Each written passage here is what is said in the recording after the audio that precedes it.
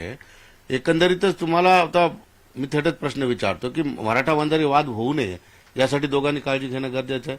या प्रकरणाचा तपास होत राहील, तुमचा दबाव निर्माण झालेला आहे, मोर्चे आंदोलन सगळे सुरू अरे आहे. दादा येतं वंजाऱ्याचा आणि मराठ्याचा संबंधच काय, तर हे लोक जोडीत येत वंजाऱ्याचं. तुम्ही आरोपीला कसं काय पाठीशी घालता बरं? तुम्ही धमक्या कसं काय देता?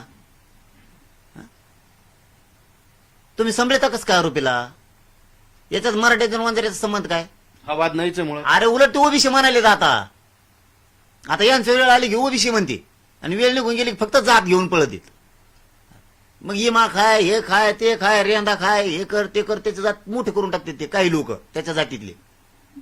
सगळे ओबीसी तेच वर पडतात मग. आणि मधल्या काळात संकट आलं की ओबीसी, संकट गेलं झाला त्यांचं सुरू. त्यामुळे ओबीसी कोण नाही. अरे लय लोक चतुर आहेत, तुम्हाला काय सांगा, मी खोटं बोलत नाही. लय ओबीसी बी चतुर आहेत. कुणी बोलतं का ओबीसीचा नेता? नाही बोलत. त्यांना माहिती आहे ते दुःखात सहभागी आहेत. त्यांचे तर मोठा नेते आहेत ना ओबीसी. ते रामजी शिंदे येतं, ते पडळकर येतं, बरेच आहेत ना त्यांच्यात बी. ते भरणे आहेत, बरेच आहेत नासे. तेही काम करतात का नाही करीत? का ह्योच लय एकटा कडून महाशय आलाय गुंड सांभाळणारा, आरोपी सांभाळून ठेवतोय. आणि आता तत्परता दाखवायला जी दाखवली आता गुन्हे दाखल करण्यात, ती देशमुखाच्या टायमाला दाखविली असती तर ती 2 दिवस मृतदेह पडून होता. किती लाजिरवाणी गोष्ट आहे राव या राज्यात. कायदा नाही देईन म्हणले ना तुम्ही, मोगा 2 दिवस लागले काय 302 दाखल करायला? 2 दिवस गाव बसून होतं आणि मृतदेह तिकडं त्या केजमध्ये. किती शरम आणणारी गोष्ट आहे महाराष्ट्राला. कायदा चालून देण्यात नाही. कायद्याची माझी इच्छा आहे यांना आत्ताच फाशी द्यावा, पण चालणारे मंत्री हे, सरकार हे, सगळे अधिकारी त्यांचेच. 25 तारखेला काही दिवसात आता तुमचं आंदोलन सुरू होत आहे. आधीच या प्रकरण वातावरण थोडंसं खराब झालेलंच आहे. 25 ला पुन्हा आंदोलन सुरू आहे, त्याच्यात भर पडेल. खराब नाहीये, धनंजय मुंड्या करायला लागलाय. त्याला कळून आलंय आपण याच्यात हाईत असा अंदाजा दिसायला लागलाय. त्यामुळे ते ओबीसीचे नेते बोलायला लागला. आता हे गचपाने गुचपाने टोळी, थोडी लाभार्थी टोळी ही उठवायला लागला. कोणी खाल्ला असं दुसऱ्याच्याच वावराचा इमा. मग चला आपण कोणाच्या बदल्या होत्या ना. आता एका जागेवर सगळेच बसलेत, दुसऱ्याच जागेवर पळायला लागेल तर मग लागले उळायला. धनंजय मुंडेचं नाव तुम्ही आता अलीकडे घ्यायला लागलात, कमून नाही घेणार? आधी घेत नव्हतं ते. धनंजय देशमुखाला धमकी कशामुळे दिली त्याच्या कार्यकर्त्यांनी? ते धमकी दिल्यानंतर तुम्हाला आणि काय मग एवढा खून होऊन तो पोट भरलं नाही काय? तो पोट भरलं नाही आणखी. आणि आता माझ्या विरोधात उठवतो लोक. गुन्हे दाखल होते तुमच्याबद्दल. आता राज्यभर हे लोक आता त्याला पोट भरतंय ना त्याचं. धनंजय मुंड्याचं पोट भरलं पाहिजे ना. मराठ्यांनी गरीबाला न्याय नाही मागितला पाहिजे. न्याय मागणाऱ्यावर तो टोळी उठवील, त्याची आंदोलन करायला लावील, हे करायला लावील, आरडावाडा करायला लावणार तो. कारण त्याचं पोट भरत नाही ना. त्याला हे चालू आहे, शांत राहा म्हणणार नाही, तो बिघडून देणार. आता मी तो खेटलाच ना मला. आता 25 तारखेला आंदोलन मी त्यावर गप्या. परंतु सगळ्यांच्या मनात ही इच्छा आहे की ठीक आहे, आता अन्यायासाठी रस्त्यावर उतरलात, दबाव निर्माण केला, आरोपी अटक झालेले, पण ह्याच्यामुळे राज्याचं वातावरण खराब होऊ नये असं नाही वाटत आहे तुम्हाला? अरे बाबा करतोय कोण हे तर सांगा आम्हाला. तुमच्या बाजूने अहो मी बोललो का त्याला 25 दिवसात? चला माझा मुख्यमंत्री देवेंद्र फडणवीस साहेबाला सवाल आहे, मी त्याला 25 दिवसातच नाव घेतलं का थोपाडवर? धनंजय देशमुखला धमकी द्यायचं काय कारण? तुम्हाला त्याला मारून टाकायचे म्हणजे तो पळतो इकडे तिकडे वन न्यायासाठी. त्याला मारून टाकलं मग तुमचा खून पाचला म्हणजे धनंजय मुंड्याला ह्या ते खून पाचवायचेत का दोन्ही बी? पोट भरलं नाही त्याचं म्हणजे भावाचं पण खून करायचं केला, आता ह्याला आणि भावाचा पण करायचा. तो पोट भरलं नाही का? गुंडावर बोलायचं नाही का आम्ही? आम्ही गुंडाला बोललोय, त्यांच्या जातीला बोललो का? ओबीसीला बोललो का? हे धनंजय मुंडे वातावरण खराब करायला लागलं. याला जबाबदार फक्त धनंजय मुंडे, दुसरं कोणी नाही. ह्यो त्याच्या लोकाला दापीत नाहीये.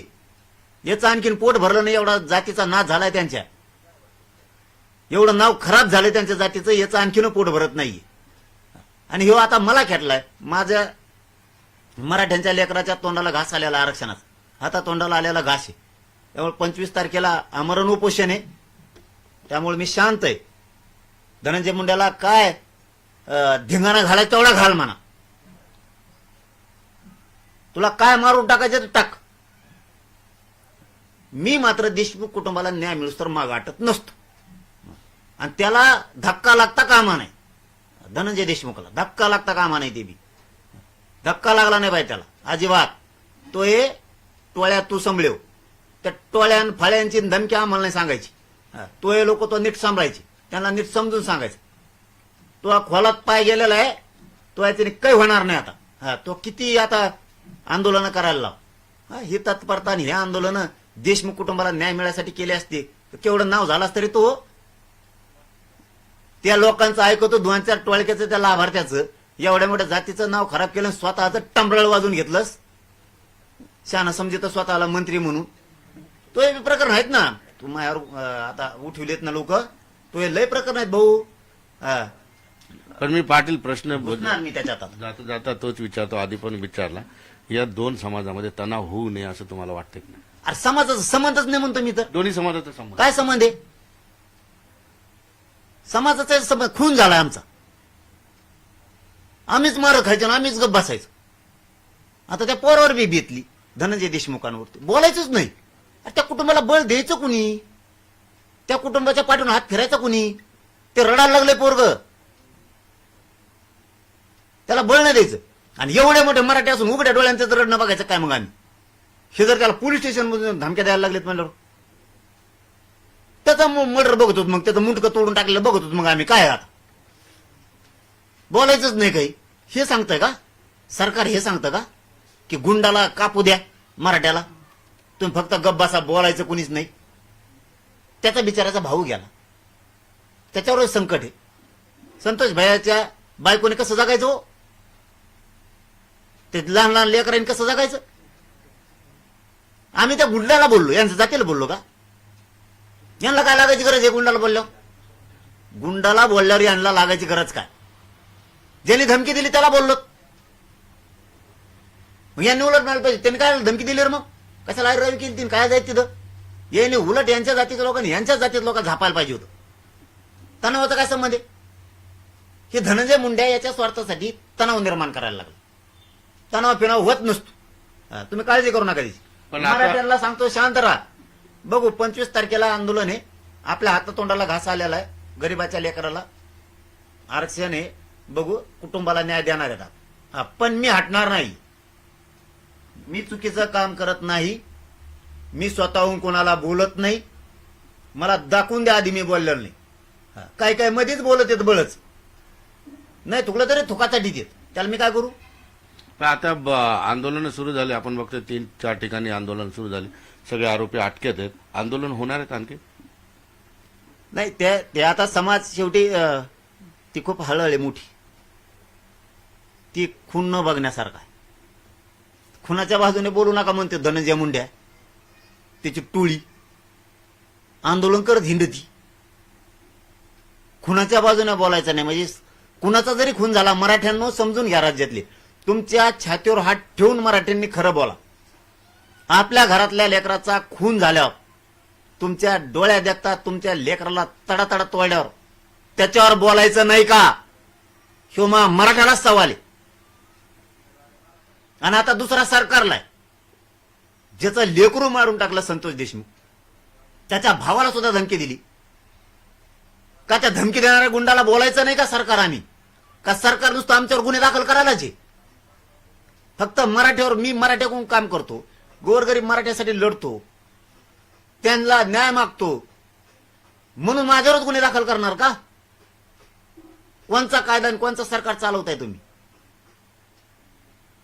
ते उघडं पडलेल्या कुटुंबावर कोणाला मायेचं आधाराचं छत्र नाही धरायचं का? देशमुख कुटुंबावर धनंजय देशमुखांना धमकी दिल्याच्या नंतर मराठ्यांना सांगतोय आणि मी सांगितलेल्याच्यावर छातीवर हात ठेवून विचार करून बोला. धनंजय देशमुखाला धमकी दिल्याच्या नंतर मी त्या धनंजय देशमुखांच्या बाजूने बोलायचंच नाही का? मी त्या गुंडाला बोलायचंच नाही का? वंजाऱ्या जातीला बोललो का मी?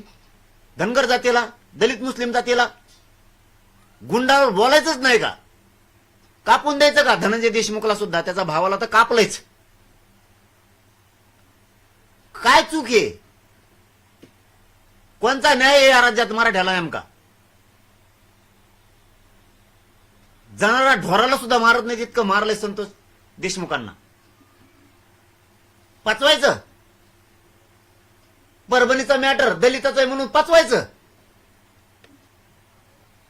कापा आमच्या लोकांना म्हणा बोलू नका. कुठली पद्धत? नुसतं ते एक बौद्धाचा नेता वाकवडे टाका मारू मारा, बोलायचंच नाही. आता संतोष देशमुखांचा भाऊ धनंजय देशमुखला मारून टाकायचे, टाकून द्यायचं, बोलायचं नाही गुंडाला. नाही तर धनंजय मुंडेची टोळी आंदोलन करणार आणि त्यांच्या सगळ्या जातीला बदनाम करणार. बोललं की सरकार त्याच्या बाजूने उभा राहणार. वा सरकार, आता भाऊ तू खेटलास धनंजय मुंडे मला, तर उठली तू टोळी. बघू खेटू आपण. तो हे बेले प्रकरण आहेत बाळा. हा, तो हे लय प्रकरण आहेत डेंजर. तू खोलात पाया जवळच देऊ नको शान असतील तर आणखीन बी सांगतो तुला मी.